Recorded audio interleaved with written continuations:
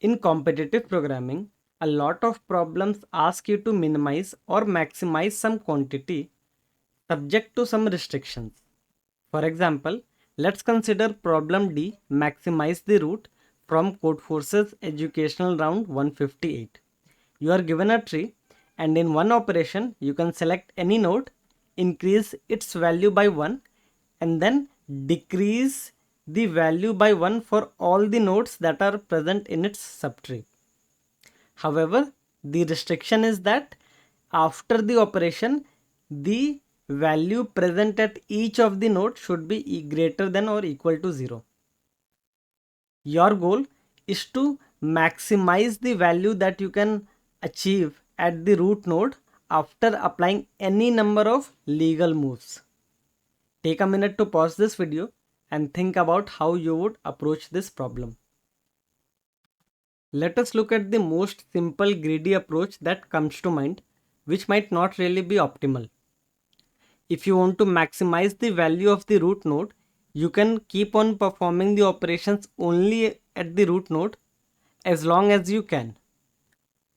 Notice that every time you perform an operation on the root node, the value of the subtree nodes will decrease by 1. Therefore, if the minimum element of this entire subtree is present over here, and suppose that its value is m, it is clear that you can only apply the operation m times on this root node. So the greedy strategy will yield an answer equal to a of root plus m. However, if you look at the sample test cases, you will quickly realize that this greedy strategy is incorrect. Now, at this point, most of you would abandon the greedy approach because clearly it is incorrect. However, if you look at the number of submissions for this problem, and if you go through the comment section of the announcement blog, you will realize that a lot of low rated coders were able to solve this problem, while some high rated coders were not able to solve it. So why is that?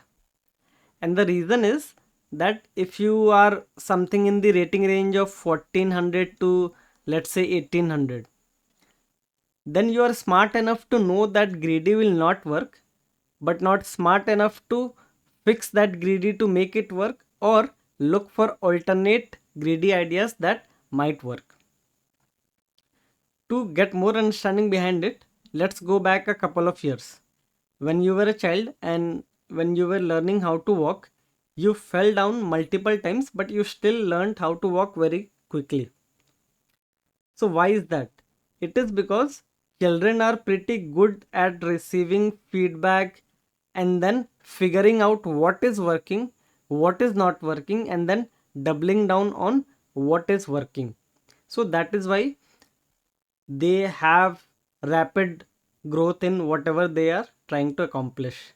However, when you are an adult and once you gain some good amount of Codeforces rating, you feel like there is always that Codeforces DP police looking from behind your shoulder, and as soon as you try to apply a greedy strategy to a problem rated say more than 1800, boom, sniped, right? So that is why you do not want to take that risk, and you most of the times you hit a dead end on problems thinking that greedy does not work, so I have to think of a DP approach, and then you are not able to come up with one. So if you want rapid growth in competitive programming, you will need to change your mindset. You will need to figure out what is working for you, what is not working for you, and if something is not working, you need to figure out why it does not work. So for example, in this particular problem, you can't just say a blanket statement that the greedy algorithm does not work. You need to tell me clearly, like, what part of the greedy strategy does not work. Can it be improved? Can we add DP as a subroutine to make it work? Let us revisit our greedy strategy and figure out what exactly is not working. We know that there is at least one way to achieve this answer. Therefore, the optimal answer has to be bigger than or equal to this number. That would imply that there is a hidden strategy using which you can increase the value of this node, the minimum valued node, so that the root can participate in more number of rounds. And if such a strategy does exist, you can notice that the strategy should be applied to the subtree of this node. Why is that statement true? Because if you apply that strategy to its ancestor, then every time you perform any operation on the ancestor, the value of this minimum valued node will decrease even further, which we do not want. So now you can see that you have a sub problem, that is, you wanted to maximize some value on the root node, and to do that you are now looking to maximize the value of this node on this smaller subtree. So since it is a sub problem, you can now solve it via recursion or DP. Seems pretty simple and innocent, right? Except that it is actually wrong. Because even though it looks like a sub problem, it is not really a sub problem, and this is a classical trap in tree DP problems, wherein if you are asked to compute something at the root node, you immediately try to think, can you compute that exact quantity on the child nodes and maybe try to reuse that info? But most of the time that will not work out of the box. You need to do some modifications to make it work. So in this particular example, you will see that if you apply the strategy of maximizing the value of this node to this smaller space, then even though you will be able to maximize that value by applying the hidden strategy, but you cannot participate in future rounds anymore, because you would have set at least one value in its subtree to 0 so that it gets the maximum value. And remember that your first goal was to increase the value of the root, but since you already used up all the operations and you will not be participating in the rounds anymore, therefore you cannot improve the root's value anymore. So that is why they are not actually sub problems, because this information cannot really be propagated upwards in the tree, right? Because it changes the setting. Now notice that even if you were to increase this value somehow, that would not be enough, because root element doesn't directly depend on this unique element. It only depends on the minimum value present in the subtree. So even if you were to increase the value of this element at the expense of some other elements, like if you were to make this element very small and this element very big, even that approach will not work. So you need to figure out a different strategy so that you can reuse the subproblems. Let us collect our thoughts and write down everything that we have observed so far. First of all, it is clear that this problem has something to do with minima. Second, since we know that the greedy strategy produces A of root plus minima of the subtree, there must exist a strategy to make the minima bigger. Then notice that all the operations at the root will be applied at the end, because if some other node's operation is being applied at the end, that node doesn't really affect the contribution to the root, so we might not as well have applied that operation. And looking at hint 3 and looking at hint 2, it looks like there should be a hidden sub problem that you can solve for these children independently, and then you can combine them to get the answer for root. However, to figure out that sub problem, we need to be creative. So let us start with the simplest case.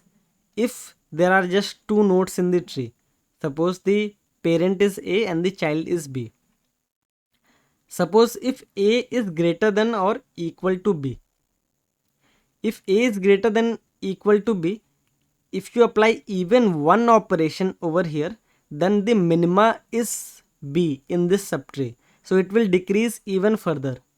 And here, remember that we need to make the minima of the subtree, not of this node. We need to make the minima of this entire subtree as big as possible so that we can reserve it for the end, so that it can be consumed with the roots operation at the end.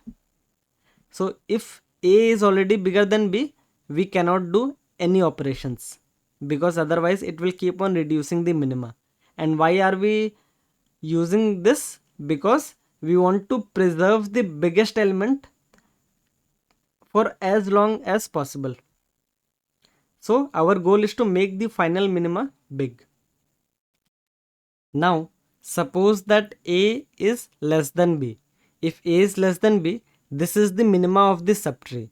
And recall that our goal is to make the minima as big as possible. Every time you apply an operation, the minima will increase and the maxima will decrease. So you can keep on applying the operations until they meet at their midpoint.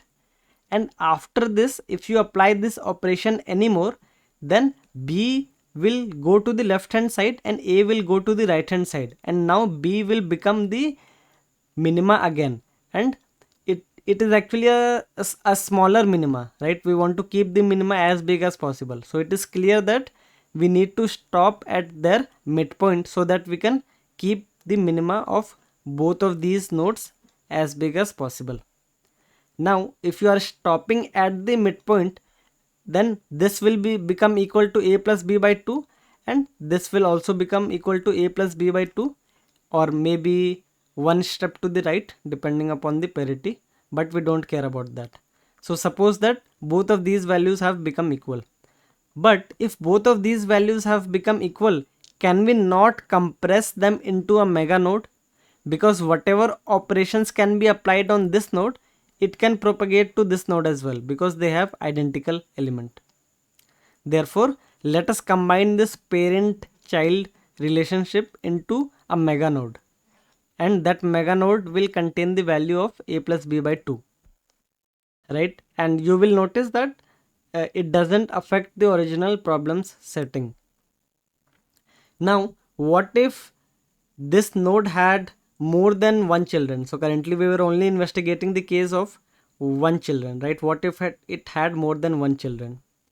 Then if you assume that this is the smallest children, can you silently ignore both of these children? Why? Because whatever operations that you do on this smallest children, you can mirror that same operation over here and none of the conditions would be violated, because these children are bigger than this, so they cannot go to 0 unless this goes to 0. Therefore, it is clear that if a node has multiple child, you can remove all the child except the minimum valued child, and then that node will only have a single child. And once it has a single child, we know that you can merge it into a mega node like so. And once you merge it into a mega node, it will again be converted to a leaf node, and then you can do this process recursively until you just have the root node. So there you have it. Finally, we have tweaked the greedy algorithm enough to make it work for this problem. And the strategy is as simple as picking any leaf node, going to its parent, and then checking if it has more than one children. If it does, you can safely discard all the bigger children except the smallest valued children. Then you can assume that the value here is A, value here is B, and if A is smaller, you can replace these two by a mega node with value A plus B by 2. And after this is done, this entire section will turn into a leaf node. So that is why you can do this process again recursively on this tree until you have just one single node remaining. The idea is pretty simple, but the implementation of merging these two nodes and then iterating through the leaf nodes might not be pretty to code. So that is why I will share a 3DP approach with you that is very simple to code. So let us define a DP where smin of a node will denote the value of the mega node that it will turn into finally. That is, what is the biggest possible minima that you can achieve in this subtree. So you can recursively compute smin for each of the children. And why can you recursively compute for each of the children? Because the biggest possible minima that can be achieved in this subtree is not at all influenced by this subtree or this subtree. So that is why all the subtrees are actually independent, because the operations on one subtree cannot affect this subtree at all. So that is why you have sub problems you can compute independently. So if you define smin as the biggest possible minima that can be achieved for this particular subtree, then if you have computed the smin value of this subtree, this subtree as well as this subtree, to compute the smin value of this, you can treat this entire subtree as a mega node. You can simply replace this with a big node that will be equal to its smin value. You can do the same over here, you can do the same over here. Now you see that it turns into a familiar problem where you can discard all the nodes except the smallest node, and you can take the smallest smin value, and then you can do a plus b by 2 and you can get the smin value of this node. Finally, how do you find out the answer? Is answer equal to the smin of root? That is not correct, because remember that smin came from that creative DP definition that we came up with, right? The creative sub problem, but that was not what was asked from us in the original problem. So the original problem wanted to maximize this value present over here. It didn't talk about maximizing the minimum value in the tree, right? That is just a construct that we came up with. So you can notice that once you have converted all of these into mega nodes, in the last operation that you would do at the root, you do not need to worry about keeping the minima as big as possible, because you have to greedily use all the operations that you have been building up for to increase the value of root. Even if that means that one of the child turns into 0, that is fine. Even if one of the mega node turns into 0, that is fine. So that is why the answer would be a of root plus min value, and this min value can be computed by minimum value of this all of these children. So now you can see that the greedy strategy did work, right? This was the answer from the greedy strategy only. It's just that you needed to be a bit smart to make it work for these subtree as well, so that you can get the actual value of min val, not just the original value. For the code for any node, we will recursively compute the DP for each of the children, and then we will discard all the child except the minimum valued child as we discussed earlier. Then if there is no child node, then it means that it is a leaf node. So we set the smin value equal to the value of that node. However, if there is at least one child and the value at this node is already bigger, then every time you do an operation, the value of the child can get small. So that is why we don't want to do any operation. So we fix it to the value of the child. Otherwise, we take it to their midpoint, just like we discussed earlier. And to print the answer, we can simply iterate through all the children of the root, and then we can get the uh, smallest value of the mega node of all of these children. So that is why the answer is a0 plus the value at the root. As we discussed earlier, the road to success is paved by failure. This is especially true for Codeforces problems. That is, if the first approach that you came up with for a problem does not work out, you should either explore it some more to get confirmation that it indeed does not work, or you should have enough expertise to try out multiple ideas in succession. But to achieve any of those two goals, you need to be patient and you need to practice consistently so that you can keep getting exposed to these kind of ideas. The train of thoughts that I've shared with you in this video might seem very coherent and connected and very simple to come up with, but that doesn't mean that I was able to solve this problem using this entire chain of reasoning in the first go. It could be the case that I also tried multiple things in the background that did not work out, and that is why I am not sharing those with you in this video. Because anyway, the goal for you, first of all, is to learn the correct technique. Like you need to learn what works. So for example, when you were learning to walk, your parents did not teach you 10 ways that does not work, right? First of all, you need to gain expertise in ways that have been proven to work, and after that, once you have some expertise, you can introspect and then you can experiment with new approach and figure out what works for you, what doesn't work. Anyway, if you want to gain more experience with 3DP, I have a contest on my Codeforces group. I will link that in the YouTube comments. You can check it out. And yeah, be careful with greedy problems in future, because even though technically you would not call this problem as a greedy problem, this is behind the scenes. I would consider it as a greedy problem in my book. The code slides and the practice problem for this video will be present in the YouTube comments.